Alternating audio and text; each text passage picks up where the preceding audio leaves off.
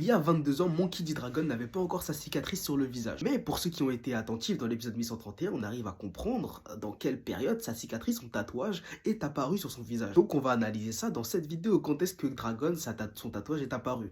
Et bah déjà on sait que Luffy il a 19 ans. Luffy il est né à 19 ans et Dragon, du coup on sait que maintenant, il y a 22 ans, il n'avait pas encore son tatouage. Il y a 22 ans, c'est à peu près le moment où Kuma a rejoint l'armée de la liberté et que l'armée de la liberté est devenue l'armée des révolutionnaires. Maintenant quand le flashback il continue, on nous met un 8 ans plus tard. 8 ans plus tard. Donc il y a 14 ans. Et c'est là qu'on voit Dragon avec son tatouage. Donc son tatouage il est apparu dans ses 8 ans. Donc entre le moment où les révolutionnaires ont été créés et au moment où Ginny elle a été capturée, la meuf de Kuma. Voilà, déjà on a cette précision là. Maintenant on sait que Luffy il a 19 ans.